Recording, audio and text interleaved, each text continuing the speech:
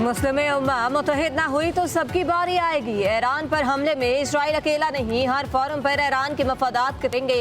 मुस्लिम उम्मा का ज़मीर सो रहा है। वज़ीर दिफा ख्वाजा आसिफ का कौमी असम्बली में इजहार ख्याल, कहा इसराइल के हाथ मुसलमानों के खून से रंगे हैं। फ़लस्तीन में भी नस्ल खुशी कर रहा है। यमन, ईरान फ़लस्तीन को निशाना बना रखा है। मुस्लिम ममालिक को इसराइल का मुकाबला करने के लिए स्ट्रैटेजिक बनाया होगा। इसराइल के साथ ताल्लुकात ख़त्म करना होंगे। हमने इसराइल को तस्लीम किया, न इसके साथ ताल्लुकात बनाए। ख्वाजा आसिफ ने कहा वक्त आ गया है कि अपनी फौज की तरह मईशत को भी मजबूत बनाए। हमने मोदी का गरूर मट्टी में मिला दिया। अगर BLA का कोई हमदर्द है तो गद्दार है। कहा करप्शन के खिलाफ ऑपरेशन बुनियाद मरसूस की जरूरत है।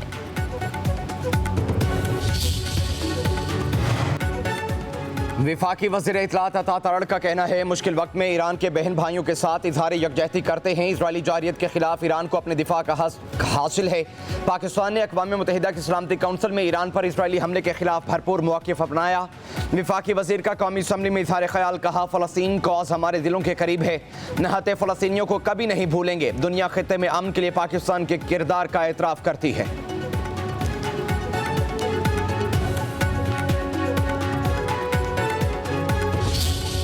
सब कहते हैं कि तुम जो है ना एक शख्स के इर्द गिर्द जो है ना आगे पीछे हो रहे हो। ख्वाजा साहब, आपने तो एक पूरा नस्ल तैयार किया हुआ है। अभी मियाँ नवाज शरीफ, मियाँ शहबाज शरीफ, मियाँ हमजा शरीफ और मैडम मरियम नवाज, और उसके बाद उसकी जुनैद, मेरे ख्याल में कोई जुनैद सब तरह के क्या है वो भी तैयार हो रहा है माशाल्लाह। आप इससे कोई लीडर नहीं बनेगा, आप फिक्र ना करे, आप सिर्फ डेस्क बजाने वाले होंगे। तहरीक इंसाफ में बैरिस्टर गौर चेयरमैन बन जाता है। तहरीक इंसाफ में उमर अयूब अपोजिशन लीडर बन जाता है। तुम्हारे किस्मत में ये नहीं है, तुम्हारे पास और कोई रास्ता नहीं है। कोई शर्म हया है। आप इस वक्त जिस इस सीट पे बैठे हैं, क्या आप इस सीट को आवाम ने आपको दिया है? फार्म 47 की पैदावार आपको ज़मीर बरामद नहीं करता। आपके अंदर कोई शर्म और हया नहीं आती।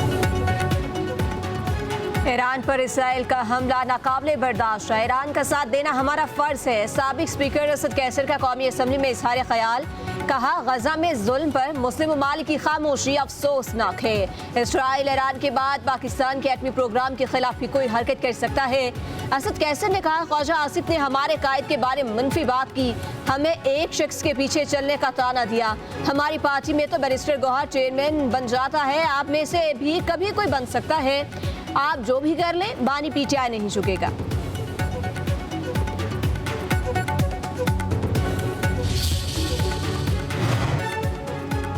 पाकिस्तान खित्ते में अमन का हाँ है, जंग किसी मसले का हल नहीं। पाकिस्तानी वफ्द के सरबराह बिलावल भुट्टो जरदारी की ब्रसेल्स में न्यूज़ कॉन्फ्रेंस, बोले मसला कश्मीर और दहशत गर्दी का कोई फौजी हल नहीं। तमाम तस्फिया तलब मसाइल का हल मुज़ाकरात और सिफारतकारी से ही मुमकिन है।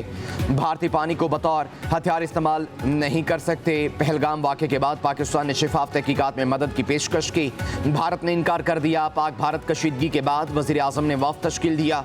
हम यहाँ अमन की बात करने आए हैं। पाकिस्तान मौसमियाती तब्दीली के चैलेंजेस से नबर्द आज़मा है।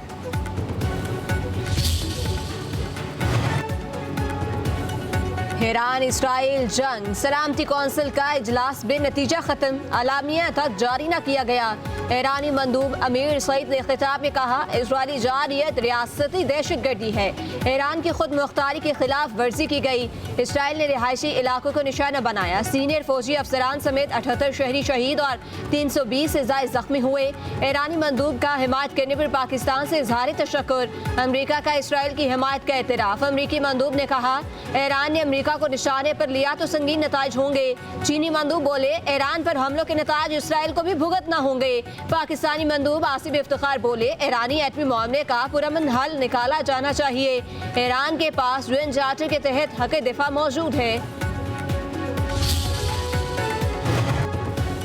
रूसी सदर पुतिन ने ईरान और इसराइल के दरमियान सालसी की पेशकश कर दी। सदर का ईरानी हममनसब और इसराइली वज़ीर आज़म से रब्ता, कशीदगी में कमी और सिफारती हल पर बातचीत। इसराइली वज़ीर आज़म का अमरीकी सदर डोनाल्ड ट्रंप से भी टेलीफोनिक रब्ता। उधर अमरीकी सदर डोनाल्ड ट्रंप का सऊदी वली अहद मोहम्मद बिन सलमान से रब्ता। मशरिक़ वुस्ता में कशीदगी में कमी पर इत्तफाक।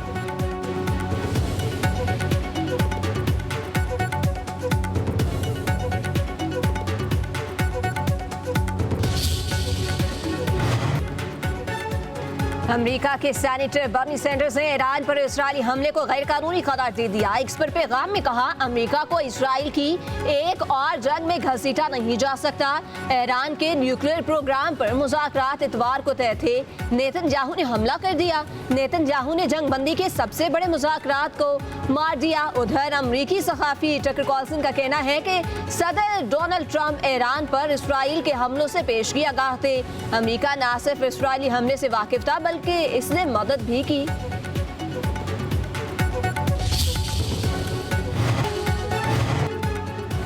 तनख्वाहदार तबके पर टैक्स है तो किसानों पर क्यों नहीं? ज़राअत पर टैक्स जमा करने का इख्तियार भी FBR को देना चाहिए। MQM के रुकन असम्बली फारूक सत्तार का कौमी असम्बली में इजहार ख्याल। बोले, छोटे किसानों की आड़ में बड़े किसानों को टैक्स से मत बचाया जाए। पेट्रोलियम और बिजली की कीमतों को मंजूर करना पड़ेगा।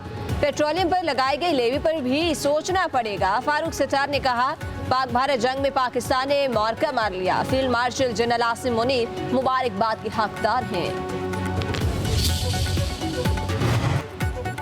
विफाकी मुहासिल से 422 अरब रुपए कम मिले। बजट से सिर्फ एक रोज पहले खत्म में आगाह किया गया कि 105 अरब रुपए कम देंगे। वज़ीर आला सिंध मुराद अली शाह का पोस्ट बजट न्यूज कॉन्फ्रेंस से खिताब। कहा, बजट में कोई नया टैक्स नहीं लगाया गया, कई टैक्सेस खत्म किए। सूबाई तरक्याती बजट का कुल बजट 1018 अरब रुपए है। रवां साल 590 अरब रुपए तरक्याती स्कीमों पर खर्च करेंगे। तालीमी बजट में 18%, सेहत के बजट में 11% इजाफा किया गया। आबपाशी के लिए 43 अरब रुपए रखे गए। वज़ीर आला सिंध ने मजीद कहा, ऑपोजिशन ने ईरान से मुतालिक करारदाद में रुकावट डाली। पता नहीं ऑपोजिशन किसकी इमाम पर ऐसा करती है।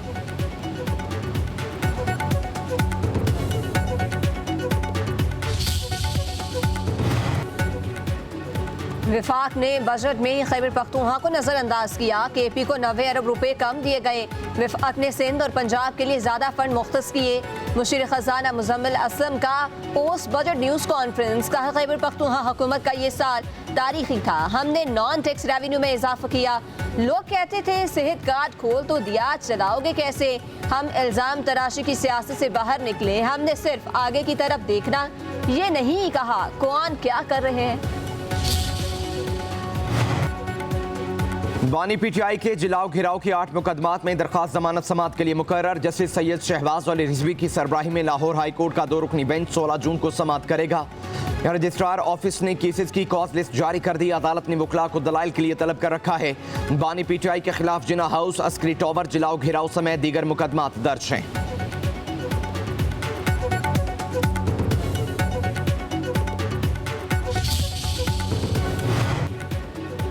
26 नवंबर के एहतजाज का मुकदमा अपोजिशन लीडर उमर अयूब हसन अब्दाली में दर्ज मुकदमे में शामिल तफ्तीशी अफसर को तहरीरी बयान दे दिया। कहा, सियासी मुखालिफ जमात ने कई दर्जन झूठे मुकदमा दर्ज कराए। 90% मुकदमात में जमानत पर हूँ, किसी गैर कानूनी काम का सोच भी नहीं सकता। एहतजाज हमारा हक है, आइन के दायरे में रहकर एहतजाज किया।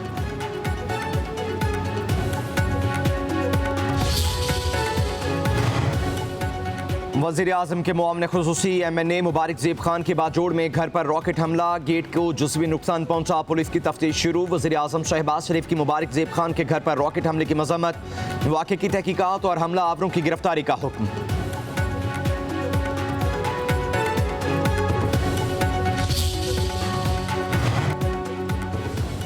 अफगान ट्रांजिट ट्रेड के तहत दूसरा बहरी जहाज गवादर पोर्ट पर पहुंच गया। 20,000 टन DAP खाद लेकर आने वाला बहरी जहाज लंगर अंदाज। वफाकी वजीर बहरी अमूर जुनेद अनवर चौधरी ने कहा, गवादर पर अफगान जहाज की कामयाब आमद से आलमी एतमाद में इजाफा हुआ। गवादर बंदरगाह अब खित्ते के लिए एक अहम तजारती गेटवे की हैसियत इख्तियार करती जा रही है।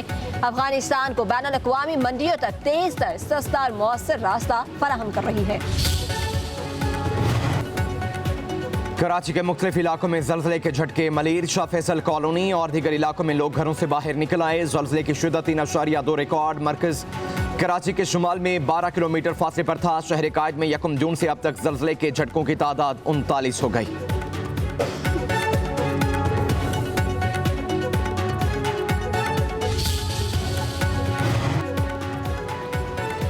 पाकिस्तान स्टील के 5000 से ज्यादा मुलाजमीन की बहाली फिर रोक दी गई। सिंध हाई कोर्ट ने लेबर अपील ट्रिब्यूनल का फैसला मुअत्तल कर दिया। वकील ने दलाइल दिए। 10 साल से पाकिस्तान स्टील बंद है, 1 ग्राम भी स्टील नहीं बनी। जब इदारा बंद है तो मुलाजमीन को तनख्वाह कहाँ से दें? वकील के दलाइल के बाद अदालत का एडवोकेट जनरल सिंध और दीगर को नोटिस।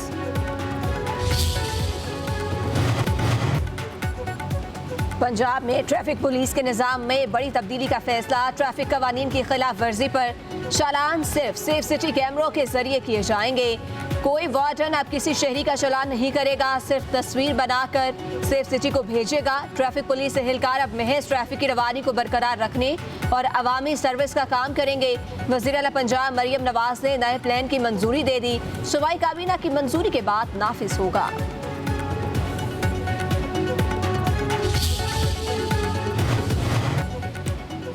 मुल्क के मैदानी इलाकों में शदीद गर्मी की लहर। लाड़काना का पारा 48 डिग्री हो गया। दादू का दर्जा हरारत 47, सखर 46, लाहौर 42, पेशावर 40, कराची का 35 डिग्री रिकॉर्ड। तभी माहिरीन का शहरियों को धूप में ना निकलने का मशवरा।